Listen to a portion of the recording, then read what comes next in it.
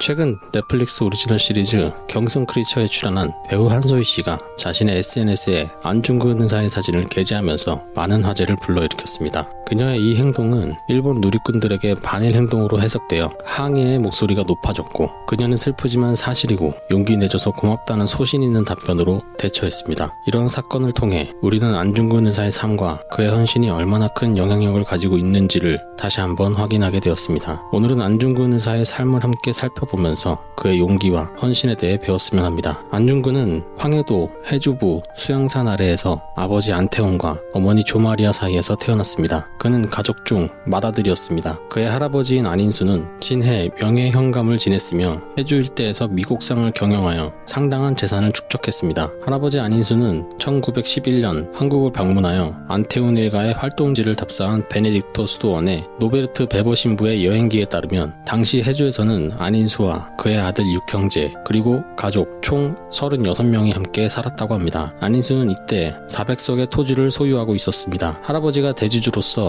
미곡상으로 재산을 풍부하게 축적한 덕분에 안중근은 어렵지 않은 유년기를 보낼 수 있었습니다. 하지만 일본은 안인수가 미곡 매입 대금을 항상 지불하지 않는 등 각종 간악한 수단을 부려 재물을 모았다거나 성품이 탐욕스럽고 배부름을 모르며 일상관계를 써서 타인의 재산을 수중에 넣으려고 했기 때문에 사람들이 안옥핍이라고 불렀다고 주장했습니다. 안중근은 일본의 이런 주장을 부인하며 조부 안인수를 긍정적으로 기억한다며 도내에서 이름이 높은 자산가로 기억한다라고 회고했습니다. 이는 안중근과 일본의 평가가 대조적이었던 부분 중 하나입니다. 안중근의 가계에 대한 기록은 그의 5대조 이전으로 거슬러 올라가면 다소 불확실합니다. 수능 안씨 족보에 따르면 17대조 안려는 사마시에 합격한 생원으로 권원릉 참봉을 지냈다고 전해집니다. 그리고 14대조 안효씨는 어린 나이에 문단에서 명성을 얻을 정도로 문장에 능했지만 벼슬을 구하지 않고 황해남도 해주로 내려가 은거 생활을 선택했습니다. 이로써 안효씨는 수능 안씨 참판공파의 해주 입향시조가 되었습니다. 이어서 안중근의 선조들은 안중근의 14대조 안숙관과 13대조 안류가 통정대부의 풍계를 받았을 뿐이며 안중근의 5대조 안기옥에 이를 때까지 벼슬에 나가지 못했습니다. 여기서는 안중근의 가계와 관련된 내용에 대한 불명확성이 나타납니다. 1845년에 간행된 수능 안씨 족보와 1864년에 안최량이 편찬한 족보 간의 차이, 그리고 1910년대 이후에 다양한 족보 간에 등장하는 다양한 기재들이 주목됩니다. 1845년 족보에서는 안중근의 17대조 안려에게 진사후사 없음이라고 기재되어 있습니다. 그러나 1864년 족보에서는 후사가 나오지 않고 진사라고만 기재되어 있습니다. 그리고 1910년대 이후의 족보에서는 안려의 장조카로 강진현령을 지낸 안효충의 둘째 동생인 안순복이 안려의 양자로 들어가서 안효신을 낳았다고 나와 있습니다. 또한 1800년대 중반과 후반의 족보에는 안려의 형인 아내의 후손으로 안효충만 나오고 있습니다. 그러나 1910년대에 간행된 족보에서는 안효충 외에도 안현복, 안순복, 안경복, 안창복, 안성복, 안중복 등이 나오고 있습니다. 이로 인해 수능안씨 참판공파 인사들의 낙향 직전의 세계와 해주 입향 이후부터 한말까지의 신분 문제가 불명확한 사실이 많음을 나타내고 있습니다. 해방 전후의 안중근의 정기와 비문을 집필한 이들은 안중근 가문의 신분을 일관되게 향리 지방관리자로 기술하고 있습니다. 김태경과 이건승은 안중근 의거 이후에 쓴 간략한 정기에서 각각 그 선조는 본래 수능 사람으로 해주에 살면서 대대로 주리를 지내다 안태훈대에 이르러 글을 읽어 진사가 되었다거나, 그의 선조는 수능인데 중도에 해주로 이사하여 주리를 지냈다고 기술하였습니다. 또한 심산 김창숙은 1961년에 발표한 안중근 의사 승모비문에서 그 선조의 세가는 서안의 해주에서 주리가 되었는데 부친 안태훈에 대해 이르러 독서하여 국자생이 되었다고 언급했습니다. 안중근의 5대조 안기옥은 대를 이어 무과에 급제하며 관직 진출을 목표로 했습니다. 이는 그가 장기간에 걸쳐 향리직을 세습하면서 사회경제적 능력을 키워나간 이서층이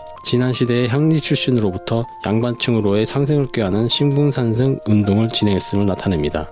안기옥은 안영풍, 안지풍, 안유풍, 안순풍 등 4아들을 두었는데 모든 아들들 역시 무과에 급제하였습니다. 뿐만 아니라 안지풍의 장남 안정록, 안유풍의 아들 안두영, 안유풍의 손자 안인환, 안수풍의 아들 안신영 등도 모두 무과에 급제했습니다. 또한 안유풍의 손자 안인권은 절충장군의 품계를 받았습니다. 안인필은 중앙군사 조직인 오위의 정육품 군직인 사과가 되었고, 안종록의 아들이자 안중근의 할아버지인 안인수는 통운대부와 진해 현감을 지냈습니다. 기록에 따르면 안인수의 아들 안태곤은 1891년에 24세의 나이로 증광시 진사 3등으로 등과되었습니다. 안중근은 태어날 때 등에 검은 점이 7개 있어서 북두칠성의 기운을 나타낸다는 믿음에서 어릴 때에는 응칠이라는 이름으로 불렸습니다. 그러나 이 이름은 주로 해외에서 사용되었습니다. 안중근은 어렸을 때부터 사냥을 좋아했으며 서당 공부를 소홀히 하고 노는 것을 즐겼습니다. 얼마나 차분하게 앉아 있을 수 있을까 많이 살펴본 할아버지는 결국 응칠이라는 이름보다는 무거울 중에 뿌리 근자를 쓰고 중군으로 이름을 변경하였습니다. 1884년 갑신정변 이후 개화당 정객의 식객으로 활동하던 안중근의 아버지 안태우는 척신정권에 의해 죽임을 당할 위기에 처했습니다. 이 위기 속에서 할아버지 안인수는 영특한 셋째 아들을 살리기 위해 일가를 이끌고 황해도 신천군 두라면 청계동으로 피신했습니다. 안중근도 가소를 따라 신천 청계동으로 이주하였고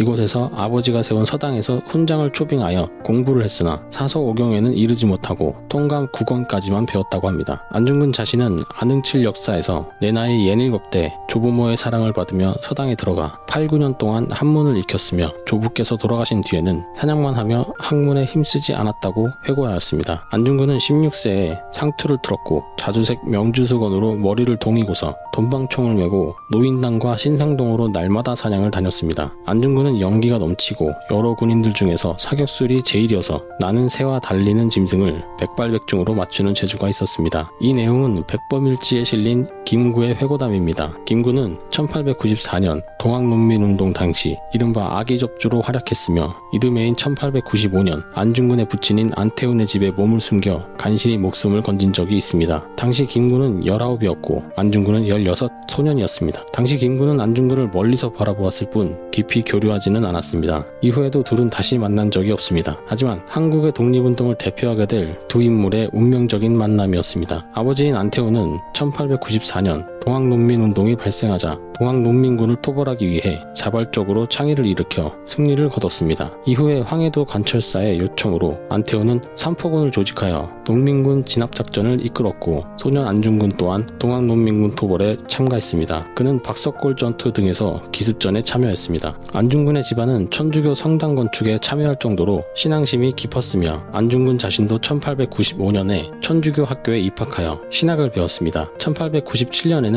아버지를 따라 천주교에 입교하여 프랑스 출신의 천주교 신부인 조제프 빌렐렘 한국명 홍석구로부터 토마스 즉 도마라는 세례명을 받았습니다. 이때 안중근은 홍석구 신부에게 프랑스어를 배웠지만 미텔주교 또는 민주교와의 만남을 통해 학문을 통한 의문을 가질 것을 우려했고 이후 프랑스어를 배우는 것을 중단했습니다. 안중근은 그 후 잠시 동안 교회의 총대를 맡았으며 나중에는 만인계라는 1000명 이상의 개원을 모아 돈을 출자한 뒤 추첨이나 입찰로 돈을 융통해주는 모임에 체표회사를 설립하고 회장이 되었습니다. 1904년 안중근은 아버지인 안태훈과 청나라 의사 서원훈 사이에 갈등에 휘말려 외교 문제로 비화되었습니다. 안태훈은 서원훈과의 갈등에서 발생한 일로 인해 1904년 4월 20일에 안하급에서 시비가 생겼습니다. 안태훈은 이용일이라는 친구를 데리고 서원훈을 찾아가려 했으나 힐담을 나누는 도중에 어떤 실수가 있었는지 서원훈이 갑자기 일어나 안태훈의 가슴을 발로 걷어차는 일이 발생했습니다. 안태훈은 화해를 청하고 물러났지만 이 소식을 들은 안중근은 4월 29일 이용일 등과 함께 무기를 들고 야간에 서원훈을 잡아다가 길가에서 난타하여 그를 공격했습니다. 이로 인해 서원훈은 거동이 어려워지는 상태가 되었습니다. 이 사건에 대한 반발로 1904년 5월 2일에는 천국인 7, 8명이 이용일의 집에 난입하여 그를 구타하고 잡아가려고 시도하는 사태가 벌어졌습니다. 한청 양국민 사이에 분쟁이 발생하자 사마향의 청나라 영사가 한국 정부에 공식 문제 제기를 하였습니다. 이에 따라 사마항 재판소 감리가 순검을 보내 안중근과 이용일을 체포하여 압송토록 결정했습니다. 그러나 중도에 나타난 괴한들이 순검들을 난타하고 안중근과 이용일을 구출하면서 사라졌습니다. 이때 한 명의 순검은 안면에 총을 맞아 중태에 빠졌습니다. 체포령이 내려진 상황에서 7월 10일 전후 안중근과 이용일은 외부에 청원서를 올려 자신들의 부친이 억울하게 청국인에게 당했다고 호소했지만 대한제국 외무부는 자체 조사를 거친 끝에 안중근과 이용일의 죄상이 중하다는 점을 인정하여 지방정부의 체포를 명령하였습니다. 그러나 7월 22일 황해도 관찰사 이용필은 안중근과 이용일이 미리 도주하여 체포하지 못했다는 보고서를 외무부에 제출했습니다. 안중근은 1904년 봄에 황해도 재능동에서 중국인과의 갈등에서 사마항에서 발생한 사건에서 살인 혐의로 인해 중국 정부와의 갈등을 피하기 위해 상하이로 도주하였습니다. 부친 안태우는 해당 사건에서 외교적 문제로 피해를 입었지만 외부 대신에게 호소하여 무사히 벗어날 수 있었습니다. 안중근의 자서전인 안흥칠 역사에 따르면 경성에 도착한 안중근은 외무부에 청원서를 제출하고 사건은 남포재판소에 회부되어 서씨와 함께 재판을 받게 되었습니다. 이 재판에서는 서씨의 행동이 드러나고 안중근의 옹호가 있어 옳다는 결론이 내려졌다고 합니다. 그 후 안중근은 어떤 청나라 사람의 소개로 서씨를 만나게 되어 서로 사과하고 평화를 유지하게 됐다고 합니다. 안중근은 만주에서 1905년 일산의약이 체결되어 외교권이 일본에게 넘어갔다는 소식을 듣고 국권 회복을 위해 여비를 마련하고 상하이로 갔습니다. 그러나 그가 기대했던 상하이에 유력한 사람들과 천주교 신부들로부터는 협조를 거절당하였고 그로 인해 실망하여 돌아왔습니다. 이때 부친이 돌아가셔서 고향으로 돌아갔습니다. 그러나 3년상을 마치기도 전에 1906년 3월 평안남도 진남포로 이사했습니다. 이사한 곳에서 생계를 위해 한때 석탄상회를 경영했으나 사업이 되지 않았습니다. 그래서 교육을 통한 깨달음이 필요하다고 생각하여 석탄회사를 정리하고 자기 집안의 전 재산을 모아 삼흥학교를 설립하여 교육운동을 시작했습니다. 그 후에는 황해도 남도에 천주교 계열의 학교인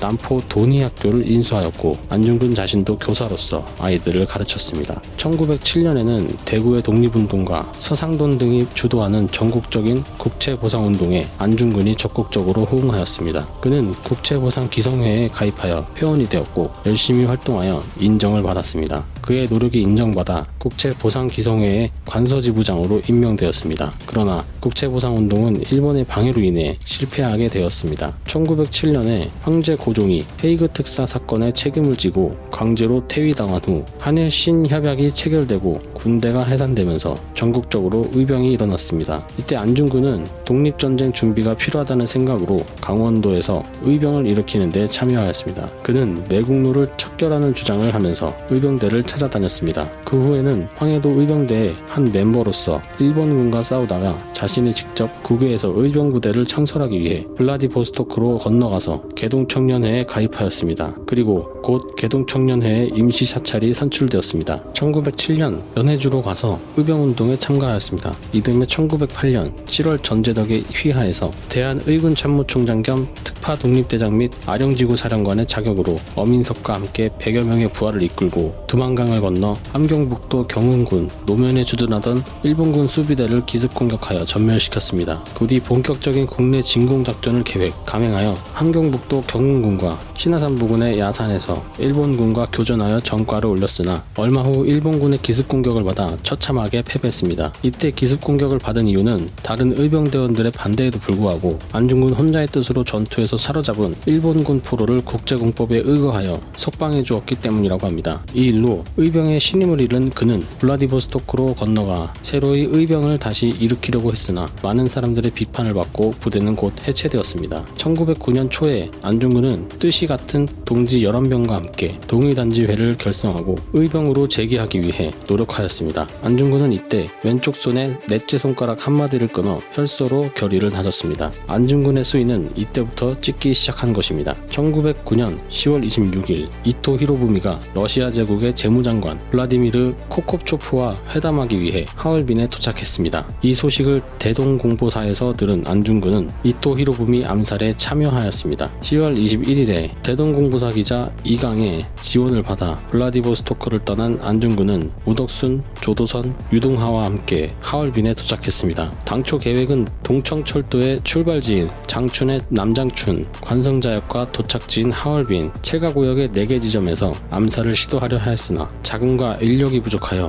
도착지인 하얼빈과 체가구에서 저격하기로 계획을 변경하였습니다. 이에 따라 우덕순과 조도선은 체가구역으로 이동하였으며 안중근은 하얼빈역에서 공격하기로 결정했습니다. 그러나 체가구역에서의 계획은 이를 의심한 러시아 경비병에 의해 실패하였습니다. 10월 26일 오전 9시 이토 히로부미가 탄 기차가 하얼빈에 도착했습니다. 이토 히로부미는 러시아 러시아 재무대신 블라디미르 코콥초프와 열차 안에서 회담을 가진 후 9시 30분경 러시아 군대의 사열을 받기 위해 하차하였습니다. 안중근은 사열을 마치고 열차로 돌아가던 이토 히로부미를 브라우닝제 반자동권총 M1900으로 사격하였습니다. 또한 7발의 총알 중 나머지 4발 중 3발은 각각 옆에 있던 수행비서관 모리타이지로, 하얼빈 주재 일본 제국 총영사 가와카미 도시히코, 남만주 철도의 이사 다나카 세이지로에게 총격하였습니다. 총격 후 안중근은 가슴 안에 있던 태극기를 높이 들어 올리며 에스페란토어로 코레아 우라라고 3번 크게 외쳤습니다. 이 외침은 대한독립 만세라는 뜻이었습니다. 총격 30분 만인 오전 10시경 이토 히로부미는 피격당한 직후 열차로 옮겨졌습니다. 죽기 직전에 브랜디를 한 모금 마시고 범인은 조선인인가 하고 물으며 주변에서 그렇다고 대답하자 바보 같은 녀석이라고 뇌까리며 죽었다고 합니다. 이는 당시 사건 현장에 있던 주변 인물들의 증언에 의한 것이지만 조작이라는 주장이 있습니다. 총을 3발이나 맞고 그런 말을 남길 수 있느냐는 것입니다. 하지만 당시 동행한 의사의 증언으로는 분명히 열차 내로 옮길 때까지 살아있었다고 합니다. 다만 다른 기록에서는 죽기 직전에 난 틀렸다, 다른 부상자는 누구지? 라는 말을 남기고 죽었다고도 기록되어 있어 전반적으로 정확하지 않은 감이 있기 때문에 더 많은 연구가 필요합니다. 안중근은 곧바로 러시아군에 체포되었고 1차 조사 이후 하얼빈 일본 총영사관으로 넘겨졌습니다. 최재형은 안중근의 이토 히로부미 사살 장소를 하얼빈으로 정해 일본이 아닌 러시아 제국 법정에서 재판을 받도록 조치하고 변호사인 미하일로프 주피를 안중근의 변호인으로 준비했습니다. 하지만 안중근이 일본 제국 정부에 넘겨져 관동주 리순 감옥에 갇혀 1910년 2월 14일 사형 선고를 받고 같은 해 3월 26일 처형되었습니다. 그의 유해는 오늘날 현재까지도 찾지 못했습니다. 같이 거사한 우덕수는 징역 3년, 조도상과 유동환은 각각 징역 1년 6개월을 선고받았습니다. 한편 법관 양성소 출신 변호사 안병찬이 안중근을 위해 무료 변론을 했습니다. 안중근은 이토 히로부미를 죽인 이유를 묻는 말에 다음과 같이 답했습니다. 안중근이 이토 히로부미를 죽인 15가지 이유로 명성황후를 시해한 죄, 1905년 11월 한국을 일본의 보호국으로 만든 죄, 1907년 정미 7조약을 강제로 맺게 한 죄, 고종 황제를 폐위시킨 죄, 군대를 해산시킨 죄, 무고한 사람들을 학살한 죄, 한국인의 권리를 박탈한 죄, 한국의 교과서를 불태운 죄, 한국인들을 신문에 기여하지 못하게 한 죄, 제1은행 지폐를 강제 유통, 화폐 주권을 침탈한 죄, 한국이 300만 영국 파운드의 빚을 지게 한 죄, 동양의 평화를 깨트린 죄, 한국에 대한 일본의 보호정책을 호도한 죄, 일본 천황의 아버지인 고메이 천황을 죽인 죄, 일본과 세계를 속인 죄 등입니다. 안중근의 체포와 수감 소식이 전해지자 당시 국내외에서는 변호모금 운동이 일어났습니다. 안병찬, 러시아인 콘스탄틴 미하일로프, 영국인 더글러스 등이 무료 변호를 자원했으나 일본 정부는 일본인 미즈노 기타로와 가마타 세이지를 관선 변호사로 선임했습니다. 수감 중에서도 안중근은 동양 평화론의 저술을 시도했으나 결국 완성하지 못했습니다. 2008년에 국제한국연구원은 안중근의 사형 선고를 받은 1910년 2월 14일부터 사망한 3월 26일까지의 행적에 대한 새로운 자료를 공개했습니다. 1910년 2월 14일 오전 10시 30분에 관동주 리순 관동도덕부 지방법원에서 사형 선고를 받았습니다. 안중근은 당시 천주교 조선대목구장 위텔주교에게 전보를 보내 사제를 보내줄 것을 요청하였습니다. 그는 자신의 사형 집행일로 성금요일을 희망한다는 뜻을 전하였습니다. 1910년 2월 17일 안중근은 고등법원장을 면담하여 한 국가의 유족들에게 반환하였습니다. 한 국가의 독립운동을 위한 의병장으로서의 행동을 살인범으로 심리한 것에 이의를 제기하였습니다. 1910년 3월 9일 고해성사를 조제프 빌렘 당시 황해도 천주교 신천본당 주임 신부에게서 받았습니다. 1910년 3월 10일 빌렘 신부의 직전으로 마지막 미사를 봉헌하였습니다. 1910년 3월 25일 사형 집행이 연기되었습니다. 세계적으로 성탄절, 정월 초하루, 황제의 탄신일에는 사형이 없다는 관례와 대한제국 내의 의병 활동이 강하게 전개되고 있어 통감부에서 이를 고려하여 사형을 연기하였습니다. 이날은 대한제국 황제 순종에 태어난 건원절이었습니다. 이에 안중근은 면회를 온 두 동생에게 당부를 남겼습니다. 당부 내용은 노모의 안부를 묻고 불효의 죄를 용서를 청하였고 장남을 천주교 사제로 길러달라고 부탁하였습니다. 동생 안정근에게는 한국의 발전을 위해 공업 또는 식림 같은 한국을 위한 일에 종사하도록 부탁하였습니다. 1910년 3월 26일 오전 10시에 사형이 집행되었습니다. 향년 32세였습니다. 참석자는 미조부치 검찰관, 구리하라 감옥장이었습니다. 당시 안중근을 지원한 사람은 거부 최재형이었는데 최재형은 안중근의 체포에 대비하여 변호사와 상의할 정도로 안중근을 현실적으로 도와왔습니다. 한편 안중근은 글씨가 뛰어나 리순 감옥 수감 때 많은 유목을 남겼고 보물로 지정되었습니다. 1962년에는 건국훈장, 대한민국장에 추서되었습니다. 안중근은 그의 저서인 동양평화론의 집필을 위해 사형집행을 한 달 늦추도록 고등법원장 히라이시에게 청하여 허락을 받았습니다. 그러나 그 약속은 지켜지지 않아서 동양평화론은 미완성으로 남게 되었습니다. 그런 상황이었음에도 불구하고 리순 감옥에서 일하던 간수 지바도시치는 안중근을 존경하여 그의 사후에 그의 유품들을 간직하다가 유족들에게 반환하였습니다. 동양평화론의 서문에서 안중근은 만약 정책을 고치지 않고 핍박이 날로 심해지면 차라리 다른 인종에게 망할지언정 차마 같은 인종 황인종에게 욕을 당할 수는 없다는 의론이 한국, 천국 두 나라 사람의 마음속에 용솟음쳐 위아래가 한몸이 되어 스스로 여러 사람 앞에 나설 수밖에 없음이 불을 보듯 뻔한 형세이다 라고 서술하였습니다. 서문의 설명처럼 안중근은 옥중에서 집필한 동양평화론에서의 하얼빈 의거를 동양평화를 위한 전쟁이라고 말하고 동양평화론이란 한중일 삼국이 각각 독립을 유지하면서 서로 상호 부조하여 서세동점의 서구 열강의 식민주의에 대응하는 체계를 만들 수 있다는 방법론까지 제시하고 있었습니다. 내용을 보면 이토 히로부미가 말하는 동양평화는 이웃나라를 침략해 일본에 종속시키는 것이었고 반대로